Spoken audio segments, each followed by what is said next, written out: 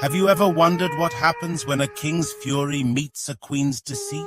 What if the price of betrayal wasn't just death, but a curse that bound the souls of an entire kingdom for eternity? Today, I'm about to share with you the chilling story of Obada, a kingdom torn apart by vengeance, and a cursed river that trapped the innocent. Stick around, because you won't believe how this one ends. In the village of Obada, nestled among the rolling hills and winding rivers of the great kingdom, there existed a tale whispered among the elders, a tale so dark and sorrowful that few dared speak it aloud. It was a tale of a kingdom that had fallen into ruin, a kingdom cursed by betrayal, and a river that bound the souls of the innocent in its shimmering depths. The river lay unnoticed by many, its waters always whispering the secrets of those who had been lost to it. It was said that if you moved too close to the river, you would hear the mournful cries of those trapped beneath its surface, longing for freedom, yet knowing the price of their release. The land and sky seemed to mourn with them, and the spirits of the past walked among the living, ever waiting for redemption. This was the village where King Adadayo, ruler of a far-off kingdom, came to organize a grand ceremony. It was to be a ceremony in remembrance of the heroes who had fallen in battles long past, those whose sacrifices had paved the way for the kingdom's prosperity. The king had commanded a fisherman to venture to river to catch fresh fish for the feast, hoping to honor the fallen with a grand meal fit for royalty. The following day, the fisherman returned with a catch like no other, fish gleaming with golden and silver scales, their eyes reflecting a deep sorrow. These weren't mere fish, they were something else. The villagers gathered around in awe, and even the king was spellbound by their beauty. It felt almost magical, like something beyond the realm of the living. The king, enchanted, ordered a grand feast to be prepared, to celebrate the memory of the kingdom's fallen heroes. The air grew thick with the aroma of spices, the rhythmic beat of drums and the joyous laughter of the people. The feast began, and for a time it seemed as though the kingdom was at peace, its people united in their celebration. But amidst the revelry, something strange occurred. The royal chefs, their faces pale with terror, rushed into the hall trembling. "Your Majesty," one of them stammered, "we tried to prepare the fish as ordered, but when we stirred the pot, they turned into humans. They leapt from the pot, screaming, and dissolved into the soup. Only water remained." A hush fell over the hall. The revelry turned to confusion, then to panic, as the guests looked at one another in disbelief. The king's heart raced, his mind spinning with the impossible. How could this be? Could it be some trick, a nightmare brought to life? How could the fish transform into humans? His breath caught in his throat, and his voice, though shaky, broke the silence. "How is this possible?" he demanded, his voice booming through the hall, demanding an answer. "How can such a thing happen?" he asked King Adadayo, though shaken, resolved to uncover the truth. Something far more sinister was at play here, and he would not rest until he had discovered the source of this strange and terrifying phenomenon. The next morning, he called for the fisherman to return to the river. He ordered him to bring him more of the strange fish, so he could see for himself what had happened. The fisherman, unaware of the events that had transpired, very happy for more money promised by the king, heading once more to the river's depths. When he returned, he brought the same shimmering creatures, golden and silver-scaled, their human-like eyes filled with sorrow, their bodies writhing as though they were alive, with a spirit that transcended the physical realm. King Adadayo, undeterred by the previous night's events, took matters into his own hands. This time, he ordered that the fish be prepared under his watch, surrounded by his most trusted advisors, ensuring that no harm could come to the meal. As the king stirred the pot, the same thing happened. The fish began to twist and shift, their bodies becoming human figures, their eyes wide with sorrow and pleading. King Adadayo stumbled backward, his heart gripped by a cold fear he had never known. The apparitions vanished in an instant, leaving nothing but a heavy silence that seemed to linger in the air. The king's mind raced, his thoughts clouded by confusion and dread. What did it all mean? Where had these creatures come from? And why had they appeared in his kingdom? He needed answers, and he needed them now. Determined to uncover the truth, King Adadayo demanded to know where the fish had been caught. The fisherman, trembling in fear, told the king where he caught the fish. "Your Majesty," he said, his voice barely above a whisper, "I caught them in the deep pools near the western forest, where the fish are visible from the river's depths. It is a place far from here." The king, now filled with both fear and curiosity, resolved to see this river for himself. He summoned his bravest chiefs and soldiers, and together they set out for the western forest, following the path that led to the mysterious river. What they found when they reached the river was beyond their understanding. The river stretched far into the darkness of the trees, its waters shimmering with an unnatural light, almost alive with energy. The river seemed to pulse with a rhythmic beat, like the heartbeat of the earth itself. The fish swam in intricate patterns, their movements deliberate, as if they were whispering secrets to one another. The air was thick with the scent of earth and water, and the atmosphere felt heavy, as though the land itself were watching them. King Adedayo, filled with both awe and dread, felt the weight of his task. He resolved to remain by the river alone, as he commanded his chiefs and soldiers to return to the village. He needed to understand the source of the river's power, and he knew that no answers would come without facing the mystery head-on. The silence of the forest wrapped around him like a shroud, and the air grew thick with the scent of damp earth. It was then that he heard it, the faintest of cries, a sound so soft it was almost imperceptible. It tugged at his heart,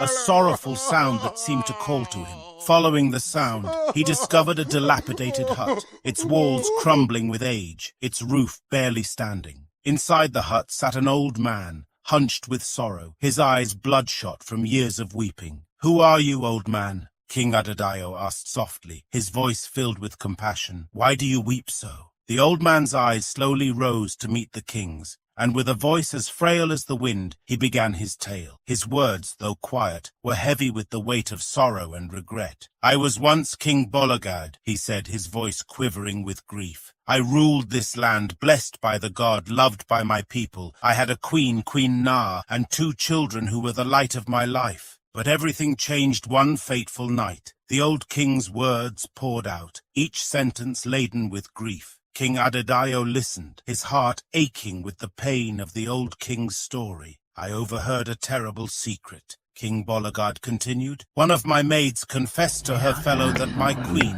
the woman I loved with all my heart, was poisoning my meals with herbs that made me sleep each night. And when I slumbered, she would sneak away to meet her lover, a man who was not of our kingdom. Heartbroken and enraged, I pretended to eat his nightly meal, pouring it out. I pretended to sleep, waiting for the inevitable, and soon enough, Queen Na slipped from her chambers, thinking I am deep in slumber. I followed her through the dark, down hidden paths known only to the royal family, until she reached a lonely field. There, in the pale moonlight, stood a man waiting for her. When the queen saw him, she embraced him passionately, and they began to whisper. "Why did you make me wait so long?" the stranger asked, his tone impatient. "My foolish husband," she replied, "took longer to sleep tonight, but he does not suspect a thing." King Bolagad's voice faltered as he spoke of the rage that overtook him, the anguish of discovering that his children were not his own. Consumed by fury, I rushed forward, cutlass in hand. I had to do something, anything to stop the pain. I struck him down under the pale moonlight. Blood spilled, staining the earth beneath us. The queen screamed in horror as she fled. The old king's voice dropped to a whisper, and the sorrow in his eyes deepened. The next day, Queen Na returned, her face a mask of sorrow. She claimed the man I had slain was her brother, who had tragically died while traveling. She begged me to allow his remains to be buried within the palace grounds. I suppressed my anger and allowed it. But as I looked upon the body, I knew that it was the very man I had killed. My grief boiled over, and I could hold back no longer. That evening I confronted her in the great hall. I accused her of betrayal and revealed that I knew of her deceit. The old king paused, tears filling his eyes as he spoke the next words. She raised a calabash and muttered a curse and poured the water from it on me. And suddenly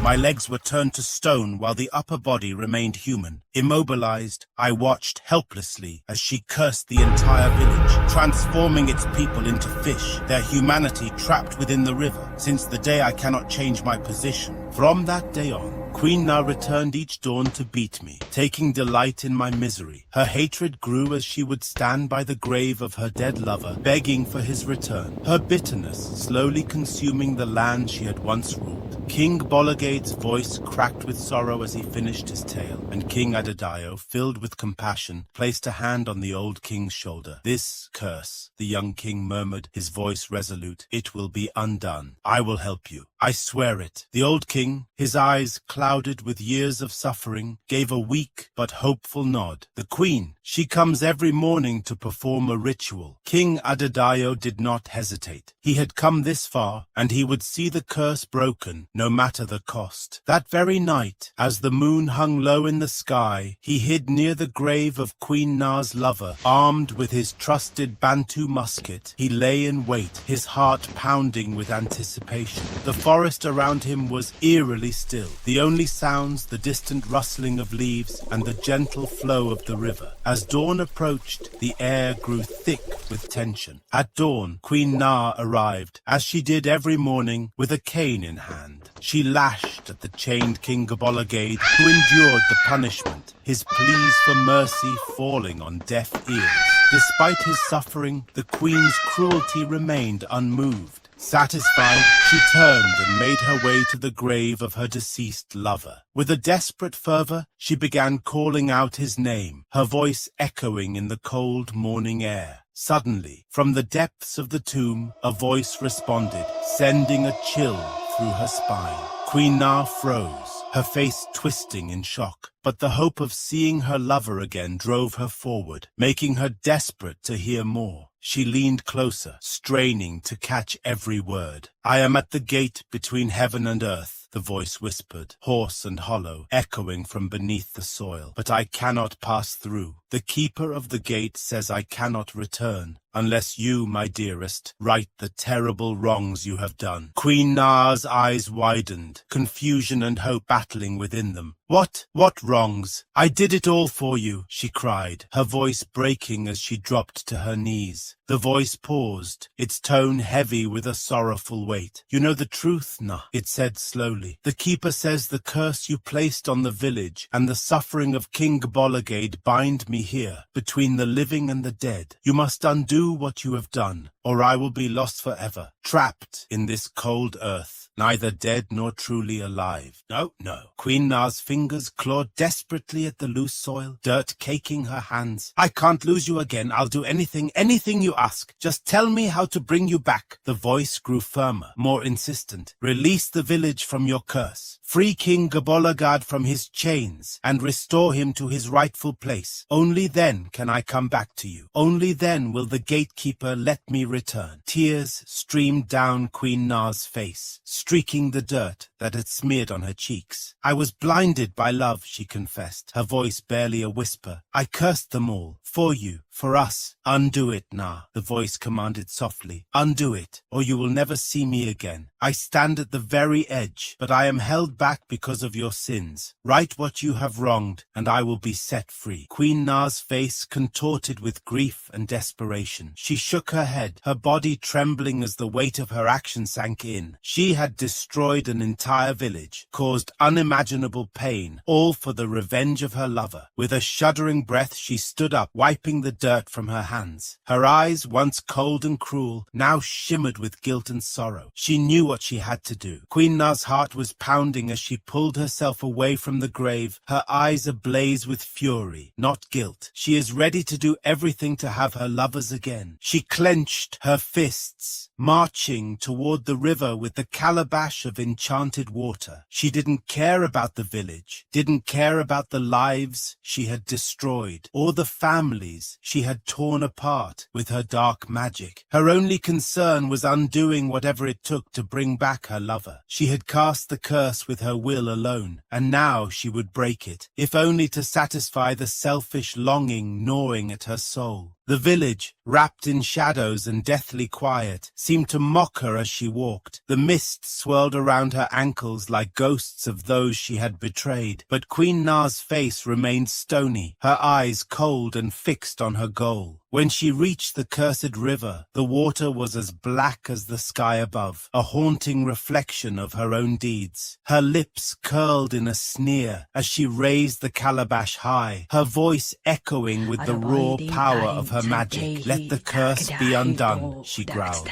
She flung the water into the river with a furious motion, the liquid spreading like a crackling wildfire across the surface. The dark, stagnant water began to clear, its depths revealing flashes of vibrant color as the fish, cursed with the souls of her victims, twisted and churned. One by one, they began to shift and morph, their scales turning into skin, their fins transforming into hands and feet.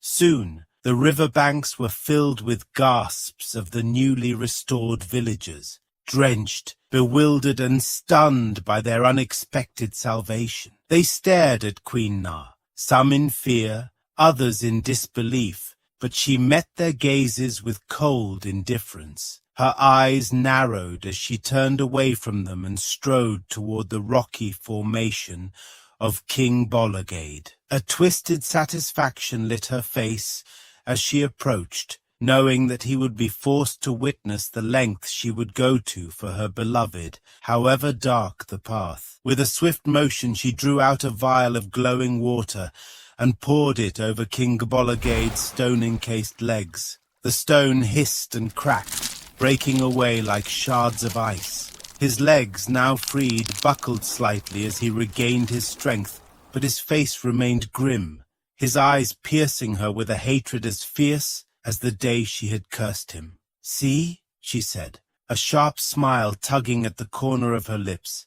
"I have undone the curse. I have freed the people you ruled. Now the way is open. I did what I had to do, and nothing will stand between me and what I desire." She turned back to the grave, her face twisted with determination. "Now come to me," she shouted. "I have fulfilled the command of the gatekeeper. I have undone the curse. Come back to me, my love," she pleaded. The air seemed to still, and for a moment the only sound was the gentle rustling of the newly awakened leaves, the world holding its breath.